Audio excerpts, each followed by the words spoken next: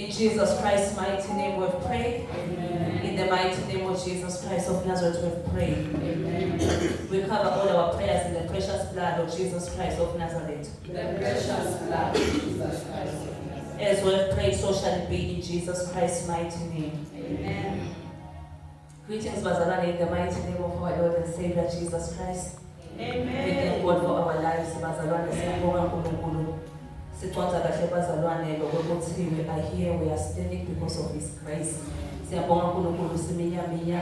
Le ndawo ophumule kuyisona namhla wathi ngiya endlini kaNkulunkulu. May God bless you, and I want to assure you that you coming here is not in vain. In the name of Jesus Christ of Nazareth, amen. Sitawufunza live na uNkulunkulu bazalwane in the book of Ezekiel chapter 16.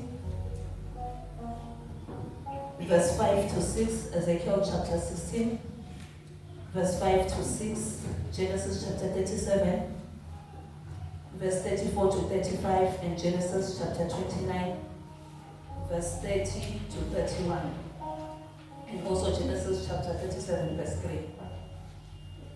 Ezekiel 16, verses 4 to 6. As for your nativity, on the day you were born, your navel cord was not cut, nor were you washed in water to cleanse you. You were not wrapped with salt, nor wrapped in swaddling clothes. No eye pitied you to do any of these things for you, to have compassion on you. But you were thrown out into the open field, when you yourself were rooted, on the day you were born. And when I passed by you, and saw you struggling in your own blood, I said to you, in your blood, live. Yes, I say to you, in your blood, live. Amen. Genesis 37, verse 34 to 35. Then Jacob tore his clothes and dressed himself in blood. He mourned deeply for his son for a long time. His family all tried to comfort him, but he refused to be comforted. I will go to my grave, mourning for my son, he will say, and then he will weep. Amen. Genesis 29, verse 30 to 31. So Jacob slept with Rachel too, and he loved her much more than me.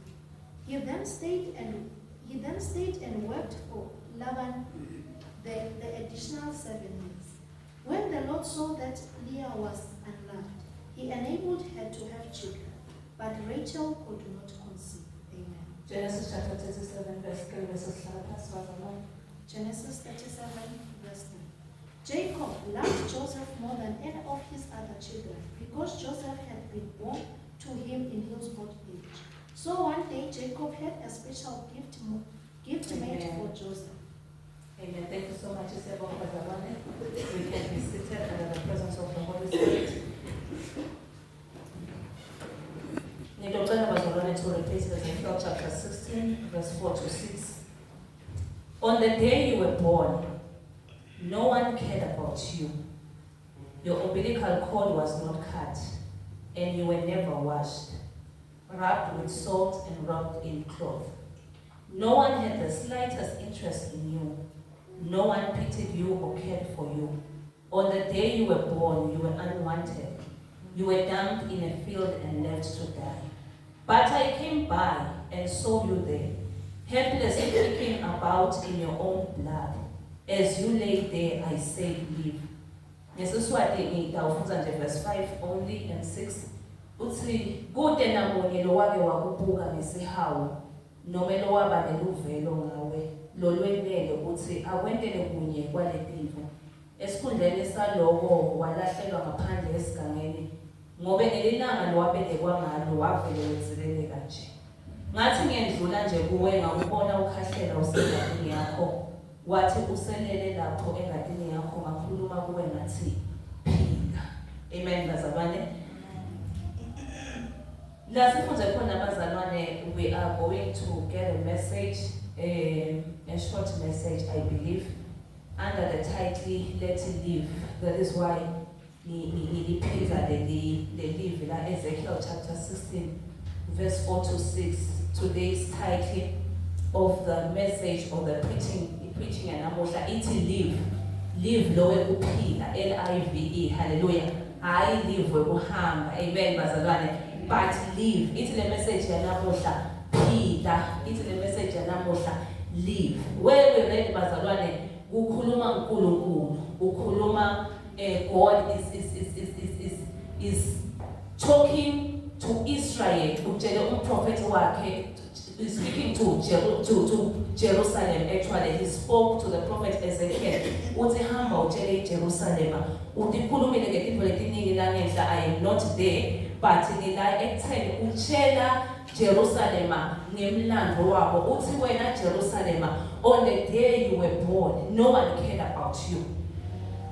Uthi on the day you were born, no one even bothered to cut your umbilical cord. Uthi on the day you were born, no one even bothered to wash you, to rub you with salt.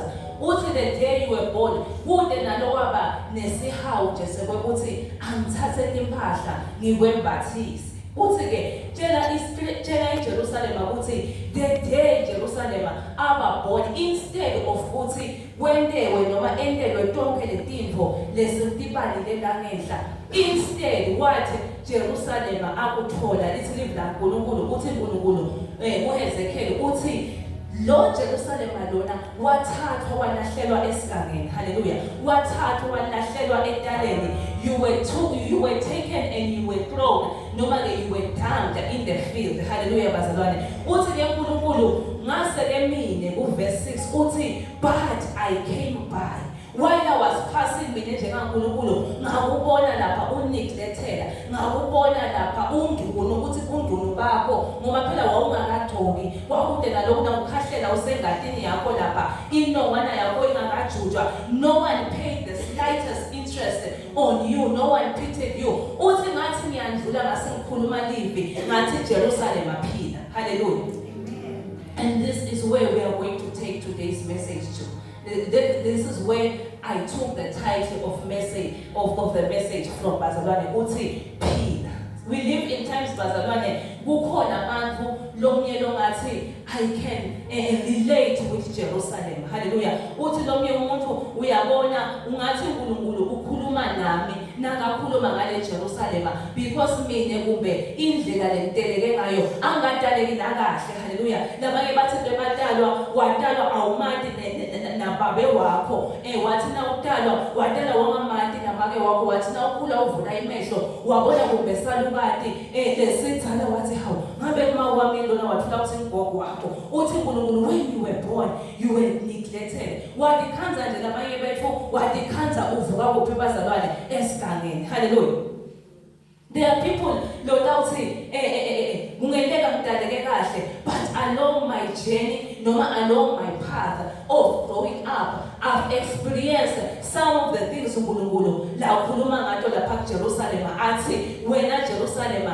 no one paid the slightest interest on you no one bothered ukuthi ngabe ukhula ugcokani ukhula njani no one bothered I had an absent father longazange nje bekade kwekuthi lubisi make ulithenga kanjani esikolweni ngibhadalelwa njani ngikhule kanjani mina kunemuntu lothi I can relate to what God is saying to Jerusalem because nami ngathi kukhona la empilweni yami where I felt people never cared about me hallelujah Lumya uthi I felt ngisakhula ukuthi no one pitied me bebangangenelani nje kumbe ngangulomfana lo sho sakhula ekhaya ungangenelwana ukuthi uyakhala noma weswele noma ugcokile unato ticathulo bebangenanzaba nje hallelujah Lumya uthi mine I was not wanted I was unwanted uthi uNkulunkulu wena nje ngalesikhathi udalwa when you were born lapha ukhuluma kuJerusalem uthi you were unwanted hallelujah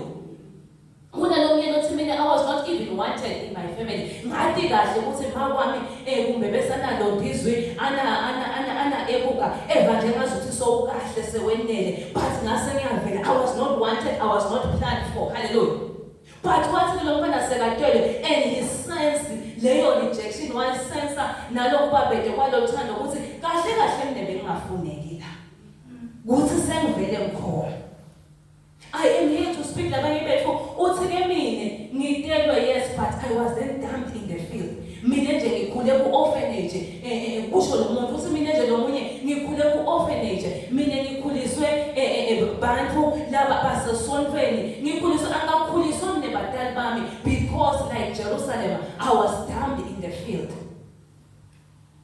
and left to die. Kwaba bede ukuthi lo munye they cared ukuthi ngabe ukhula kanjani, uthi nje I was dumped in the field. I am here to speak to such people today. Uthi uNkulunkulu phila, hallelujah. Uthi uNkulunkulu live. When you look around us bazalwane siphila esikhathini where a lot of people have died, where a lot of people have died from dreams. A lot of people have died from innovations. A lot of people have died from aspiring. A lot of people have died in relationships. A lot of people have died in we are living in times where most people are even silently divorced. Hallelujah. We are there, we are married, we are existing, but we are silently divorced. People have died emotionally. Because no matter what usho kanjani uNkulunkulu ukuthi phila, usho kanjani uNkulunkulu ukuthi live. Uyabona uNkulunkulu ukuthi there is a certain area of your life where you've died. Maybe you've died from dreaming again. Awusali nje ukuthi uphilelane. Uyaphila nje uthi uyadithini nasidlile nebantu abami wenele. You are no more innovative, you are no more creative. Good nje the zeal or the passion. You will say, let me do something new. Let me engage, let me empower myself. Let me engage in something. Why? Because you have died. Hallelujah. Some people are available, yes. Some people, they are existing, yes. Some people, they are showing up. But emotionally, they have died. Some people in them, in their hearts, in their spirit, there is something that has shifted. Hallelujah, bazalwane. Those are the types of people that okhuluma nabo namuhla. The people that uNkulunkulu kibo live. Hallelujah. I may not know what is it that has shifted. I may not know what is it though. Lekwenda ukuthi you are no more looking forward. Ukhona kulo mshado. Yes, niyaphila, niyaconversa, niyakhulisa abantwana. But you know ukuthi I am disengaged. I am disaligned. Something in me has been broken. You have even stopped fighting. Fighting for whatsoever that you are believing in. Labanye, you have even stopped believing. Labanye bazalwane, you perform but you have checked out. It might be in your career, M17, yes, you are visible, you are there, you are present, but you are not there. You are performing, but you know what La M17 I've long to check out because something in me shifted, something in me died. Because at one point in time, I felt I felt like Jerusalem. I felt like no one cared about me. I felt like no one paid the slightest interest on me. I felt like no one even took care of me. I am here to speak to those people. A lot of people are visible, but they are not living. A lot of people, they smile while they are disconnected. Some people, they've even stopped caring about it. People are physically present, but emotionally absent. Live.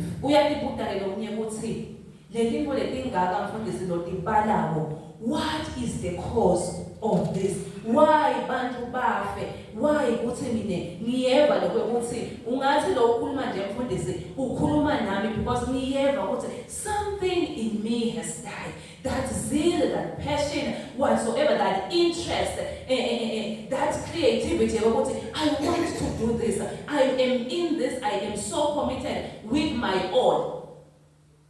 What has caused it? It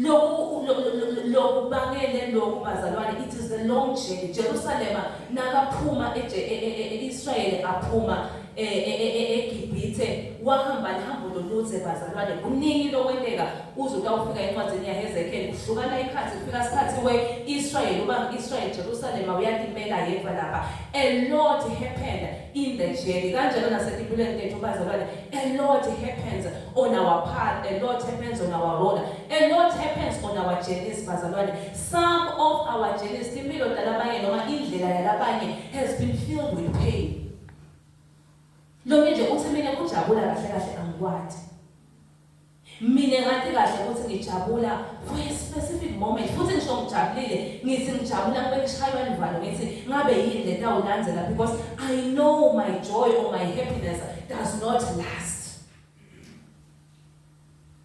So uthi lo muntu enda tinto noma enjoya impilo abe analo kwesaba athi angeke nje ngize ngiphile fully why because I know my life has been filled with pain my journey has been filled with sorrow my journey has been filled with betrayal kungako nyalo I have died to some relationships I have died to opening my heart my space to opening my boundaries ami kubantu because I have encountered nothing but betrayal from people living bathanza from people that I have trusted so nyalo mina sengivele nje ukuthi la ngiyanivala lelikamero lokuthi ngethembe bantu lokuye uthi I've been insulted so ngalokuthi ke to protect myself sengenele defense mechanism ukuthi uyakithini it is me alone let me just survive mina nje la something has died lo muntu loyo angeke afanele nemuntu longazange sa encounterishe le journey leyo umuntu lo hambe lihambo lwe pain umuntu lo hambe lihambo lwe sorrow umuntu lo hambe luhambo lwe betrayal umuntu lo hambe lihambo we abe insulted lo munye athi ukhokhe his or her own but wase uthola i-rejection those people indlela labatawu performa ngayo is not the same indlela futhi labatawu reacta ngayo to certain situations and circumstances is not going to be the same like umuntu lo vele nje watalwa kahle wangafanani neJerusalem. That is why Jerusalem nakakhuluma uNkulunkulu the context of this verse lana Jerusalem la bekangasathembekanga uNkulunkulu because Jerusalem luthandwa kalwathi Jerusalem akakwati kunakekelo Jerusalem akakwati kuphatheka kahle lana Jerusalem abethi nakefika nakafika to the Canaanites alikhanze bakhona kumbe uNkulunkulu welanga angena athi kumbe ngawuthola uthando la athi nakahamba eJerusalem athi kumbe la ngawuthola ukuvikeleka here I might receive security why because Jerusalem had been through a lot now ubuka lokuqala kwakhe uyabona ukuthi lo mfana lona vele abengeke afana nalabanye bantwana haleluya lo mfana lona njengoba nje abane absent father bekangeke vele afune kumbe noma ema-suitors one see this ema-pursuers akhe noma ema-suitors akhe lamfunako abengeke afune labalingana naye ufuna labangathi they will play a fatherly figure in her life in her role that was how Jerusalem akwendeka abengathembeki Jerusalem kuNkulunkulu lana nje ukhala uNkulunkulu khumbula Jerusalem ukuthi sibuya phithine nawe ngakuthola unjani wena ayimiyeke bazalwane to speak to such people ukuthi bantu have been crushed by those they once cherished the most kune bantu empilweni wamthatha phasakhethiwe wambeka to the pedestal vele nje ungafuni lutho ungakhethiwe then khethiwe kwaba nguye who crushes you the most hallelujah so there is a space in your heart there is a space in your soul in your spirit lengeke size sifane we can be here praising God we can be here serving we can be here esihleke but kukhona la kuwe losekufile noma ungangena ku relationship ungena vele unalefule ama loyigcokisile why because a certain part of your life has been crushed some of such people bazalwane lomnye utawuthi I've been betrayed uthi Catherine Kuhlman usemon yakhe titled how God cannot use unbroken vessels Uthi, I know what I am going to talk about. It is something that I experienced from pain. Uthi ke, I experienced betrayal from those I called, those that I used to call sister. Labanye lobahletilana nje awubukani nabo sisi wakho awubukani nabo mnakeno because bakulimale the most. Uthi ke uthi uyagutuka uthi hawu lesikhali lesigwaza la ngemuva sibuya phala wathola ukuthi siphethwe ngusisi wakho. Wathola ukuthi siphethwe ngumnakeno. Labanye bakhulise bazalwane ibantwana nemkhumbula nje sisakhula ukuthi sakhula namalume wami. Make wamlanza ekhaya kubo wamkhulisa kwakungazuthi ngubhuti wethu malume wami. Kunebantu lana lathi mina ngikhulise abantu abakithi my life I am stagnant today because ngithethe imali yebantu abami ngakhulisa abantu abakithi ngabafundzisa namhla abantu abakithi labanye bako Central Bank bantu abakithi kumbe bama accountant bathi abangadi nekwekuthi ngisidikiselo saliphi ibhodo bantu abami namhla bayahlupheka mina kepha at one point in time I assisted people ngabasika namhla labo bantu sebangutukele bayamthuka. Something in you is not going to be the same as someone lokhulise abantu abakhe nje ayeva anganaki ikhaya kubo anganaki extended family yakubo wathi khulila yena nje wakhulisa abantu bakhe konke kwaba kahle. Nakefika Pastor Kethiwe Emma akhuluma ngefamily kuwe kukhona lokwendakala kukhona likona lelilimala ko because you know what you have encountered under the hands of family. Lomyena kakhuluma nabobhuti bakhe nabosisi wakhe joyful ukuthi ubathi when you know what your sisters and your siblings did to you, something died in you. Lomyena utawuthi kumbe afana nathi thina uAsevika bo pastor Motha kumbe bo pastor Kangezile athi I know it hurts the rejection that I have encountered in ministry. Where maybe I took my own ngathatha kumbe nesikhathi semndeni wami ngenda konke ngaseva ekhathi ebandleni but I encountered nothing but betrayal, nothing but hate, nothing but rejection. Ngashiya abantu abambankuba bangethuka ekhaya ukuthi side make thine make uhlala enkonzweni bese we la uthi wena you have a sense of belonging, you then encounter hate, you encounter pain. I am here to speak to such people. Uthi why letinye tintfo noma labanye bantu bari-act a certain way noma umuntu uthi uyafika uthi ngabe Nelisiwe kwendekani lokho ukuthi Nelisiwe abe njena kunemgwaco lahambe kuwo longakahambi wena Kethiwe kuloyo mgwaco. Nomunye nawumala ukhuluma nje ngithi ngibonga uNkulunkulu ngempilo yemyeni wami kukhona la limala khona yena because there is a path that I have here. So indlela lo muntu loyo la reacta ngayo nendlela lo muntu la reacta ngayo mas circumstances ngeyifanane nawe longakwadi kushiwa indvodza le wena wathi ukuthi indvodza iyati ukuthi kunebantwana ekhaya kumele nkondle every month kunemkami ekhaya emsebentelayo ngeke ufanane nalowo lothi nakuphela inyanga akufanele ashaya incingo ancele ama-papers ente konke. Those people are not going to react the same. Those people are not going to embrace people the same. Why? Because luhambo lwebantu alifanayo. Ngifuna ke bazalwane ukuthi the verses that we have read, we are going to look at few people in the Bible. Bantu labafanana neJerusalem. Bantu who at one point in time their lives were similar to what God spoke about. Nakakhuluma ngeJerusalem. Firstly, ngifuna sibuke the life of Leah. Sisho kahle ngosises Leah.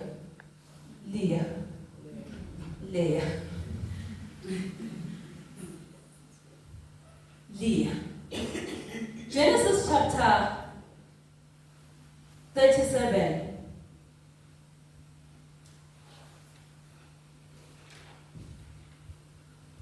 Genesis chapter 29 verse 30 to 31. Live la uNkulunkulu lapho bazalwane liyasitshela Listen about Leah. Leah, we know ngosibazalwane lokwekuthi she was the wife of Jacob, right?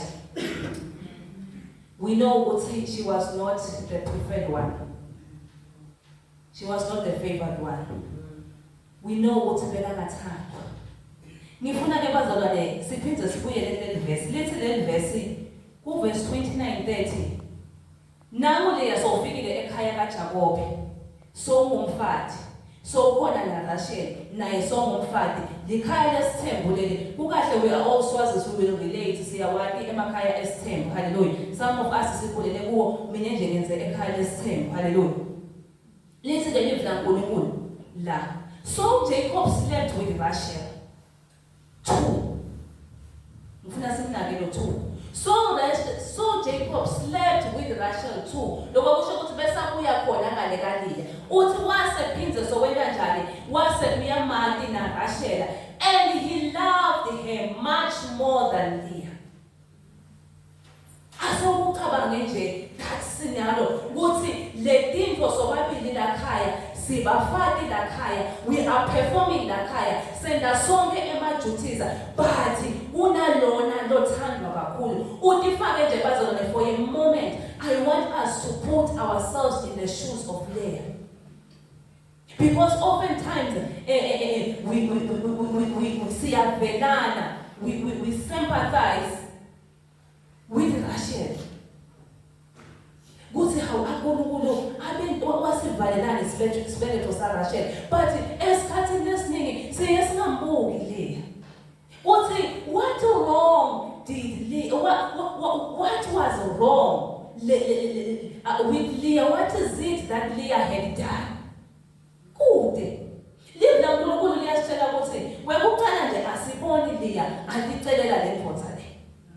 One year Leah wathathwa wathi nayo indvodza and she obeyed.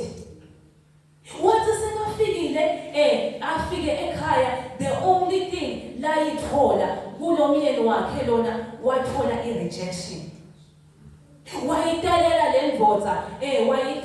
ndvodza but wangalitholi ithando. Kukhona la at one point in time nawufunda live la uNkulunkulu, lithi live la uNkulunkulu, there was a time where one of the sons of Leah, lithi live la uNkulunkulu, wahamba waya esigangeni angathi wathola ini i-mandrakes, wathola ama-mandrakes. Le nto leyo ngathi yayi kwakumuthi lokwenta ukuthi ukhone to conceive, to be fruitful. Lithi live la uNkulunkulu, weta Rachel watocela afuna loyo muthi loyo, wathi Leah, is it not enough that you have taken my husband? Nyalo wena so ufuna ukuthatha ngisho nama-mandrakes latholwe ngumfana wami. Lokho kuyashela ukuthi uthi ke what they did now, they was uthi ke Rachel, ngidawuvuma, I will allow my husband to come to you tonight. Nike nje nama-mandrakes. Lokusho ukuthi Jacob bekangasahlali le kaLeah. Leah had to bribe for her husband to come in his home. Lapho uyabona nje bazona ngelinamuhla ukuthi kumbe labafati laba kaJakobe ekhaya la Rachel kwakuhlala kuhlobile kunethi kubonakala nangendvodza ekhaya kuyabonakala bazalwane. Uhlala kucenziwe tihlahla tithinyiwe lapha, bonakala usinababa ekhaya ngawukhanze makhabethe afile ekhaya lendvodza ngoba seyiyenda lapha iyalungise emakhabethe. Kuyabonakala nje ukuthi kunesandla lesidvuna la ekhaya. Le ekhaya kaLeah bazalwane kumbe tihlahla kwakulihlathi ungaboni nje wena ngoba indvodza yayihlala kabani kaRachel. Just think of that pain. Kuthi Leah lo mgwaqo bekahamba kuwo, it was not nice. Abe kude bazalwane la kwendile. Wayitela indvodza 6 sons. She was never appreciated for that. She was never motivated. Lebe kakuthola nje i-rejection, indvodza ihlala kabani kaRachel. Listen live la uNkulunkulu. Rachel ingale wathi ke uNkulunkulu ngekubona ngoba utawuthi lo munye why uNkulunkulu athi I must leave. I want to say God is saying to us, we must live as phile kuleto timo noma ngabe umleya namhla ngoba namuhla. I'm not here to speak to all of us, but I'm speaking to people labafana neJerusalem. I'm speaking to the layers of today. Lotho umuntu ngishemsele ndini ngifaka emandla. I am doing all that I can, but what I encounter from umphathi wami is nothing but hatred. Athi nomunye mine kumbe kuministry kumbe ufanele nabo Pastor Kethiwe kumbe kuministry ngiyathi nje ukuthi ngiyadibonela ukuthi I'm tolerated, I'm not loved. Ngesukokhona nje kube kuyenteka ngabe nje angekho Pastor Motha kugijime nje nababo Pastor Kethiwe kugijime kumbe nababonesiwe ngiyadivela. But because I am here, I am now existing. After all, you can do the work. But we have a way to say, I am not accepted, I am not loved, I am not cared for. I good enough the slightest interest nje ukuthi ingabe i-welfare ya Jennifer injani njengoba angekho nje kulamalanga langaka. Is she okay? No, as long as she's here, she's doing the work, it's fine. Labanye ngishemindenini wathi kahle nje ukuthi ekhaya kini langena licingo it is because kukhona labakufunako. Abakukhumbuli lesikhathi labanye noma bangena imicimbi yabo uyova nje ukuthi ekhaya bebabambe umcimbi kabhudi lomkhulu noma kuphi langena kuwe kukhona lo section ekhaya. Yesisi make soyagula, yesisi sekunje uyani ukuthi lana mine I'm not accepted la ekhaya mfunwa nje kahle ukuthi sengikhona bangathi ukuthi mina ngifuna ngikhokhe imali. But uNkulunkulu, he's a God who sees. Uthi I came by, I passed by, and I saw you kicking helplessly lapha esigangeni ukhahla lapha engadini yakho ngase ngiyasonzela kuwe. Uyabona entaleni yebazalwane ngifuna lokho ukuthi ukuphithanishe intala sine sihlala emakhaya uthi lapha entaleni akusinzawo lenhle lapha. Njengoba nje nawe ubekwe kulelo tala noma kuleso siganga in that field lapha uthatha ingeje sijike lapha etaleni uyaqithwa wena amabhodlela kunilo wendeka lapha etaleni. Uthi uNkulunkulu but I passed by. Ngase ngithi phila. Uthi ke uNkulunkulu la Genesis chapter 29 verse 39. When the Lord saw that Leah was unloved, when the Lord saw, God abekhona wabona uNkulunkulu lo wendeka lapha ekhaya kaJakobe ukuthi la ekhaya kaJakobe wendeka i-injustice. Injustice. Kwendeka i-injustice lakhaya kaJakobe. Phela sengiyafunza bazalwane. Lakhaya kaJakobe kwendeka i-unfairness lakhaya kaJakobe. Lakhaya kaJakobe kubantu are not treated equally, they are not treated fairly. God saw that. And this is uNkulunkulu. He enabled her. Underline the word, he enabled her. Why should I live? Uthini Pastor Kethiwe uthangiphile uyangathi la ngendlule khona uyathi la ngihamba khona ngithi phila because there is a God who sees. Ngithi phila why? Because there is a God who enables us. Lithi live la uNkulunkulu, he enabled wase umniketa imandla uNkulunkulu utakuniketa the capacity akunikete the potential but ukhona kanjani wake wakhula ekhaya la noma ngithi ubone ekhaya whereby lo bekangathandwa kakhulu uphumelele yena laba bebathandwa kakhulu badale busakasaka uthi wena noma ungathandwa lo ngadi nethi ufunze kanjani but uNkulunkulu akuve ukuthi ikhanza so star in the family. Mbali loyo, it is God enabling the layers. Why? Because it's the God who sees. Akabuki uNkulunkulu isilive lakhe uNkulunkulu lonisa imvula he pours his rain kubhodi labo lababi nalabahle. uNkulunkulu wabona kashe phinde uNkulunkulu wabonela akafanani uNkulunkulu nathi kuthi uthi kuhle lokhu kwesibukubukwana kwempana nami ukuthanze bese banalokunye kuthi ifana naye babo lebeka nginaki umenyanya umntwana angakeni lutho umntwana. Hallelujah. Uthi uNkulunkulu, I am the God who sees. He enabled her to have children.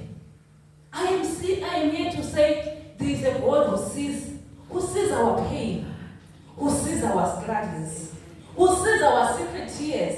Lesikhathi sowuleka ukuthi ukhala.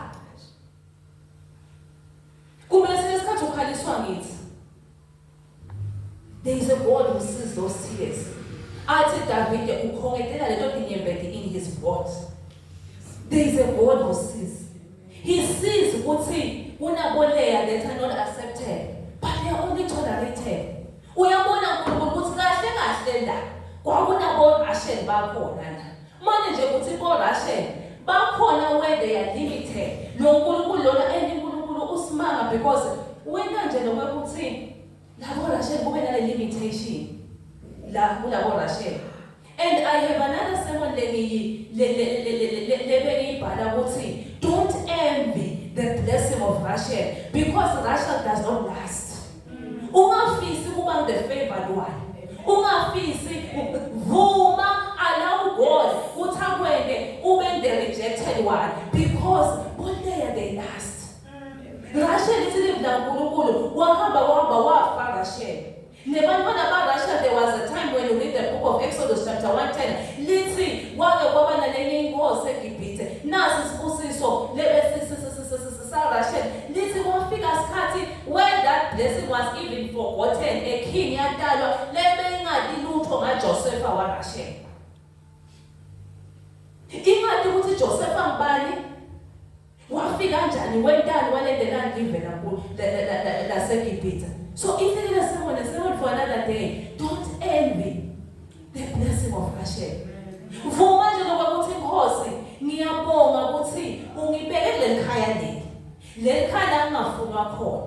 Ngiyabonga Nkosi ukuthi ungibeke kulomndeni lo. Lo mndeni la khona ngiva kahle ukuthi bazalwane. You can sense when you are tolerated. That is why in the session we even encourage ukuthi now I can't change anything to this person. Try to accept it rather than tolerate it, because once you tolerate a person, I'm just tolerated. I'm just being managed. Same corner. When you're not fully accepted.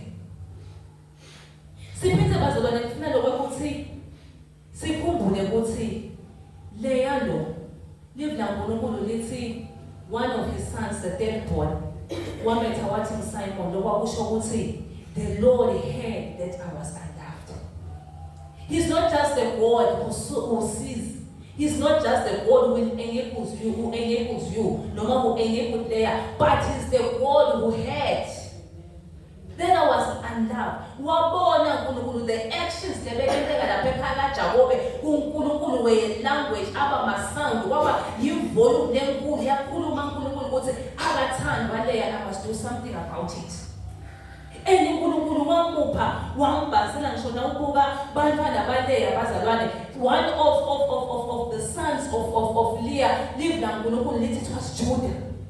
Even today when we pray, city, the King of Kings, the Lion of the tribe of Judah, so the lineage of Leah, it is existing even today, many years later, because God is the God who sees the struggles of the Leahs. He sees the pain of the Leahs. Uyabona uNkulunkulu uyasensa ukuthi bonke abathandwa bese uNkulunkulu uyabambasela. I'm saying God will reward you. In that place of struggle, in that place of your pain, in that place of your weeping, God is going to reward you. Ngoba uNkulunkulu akawadli amandla emuntu, akafanani futhi uNkulunkulu nemuntu lobuka buso bemuntu, akafanani uNkulunkulu nemuntu lotawuthi namuhla I love you because you are performing, I love you because you are here, you are doing the work, but tomorrow when my strength is limited, angithathe Jakobe angibeke lapha.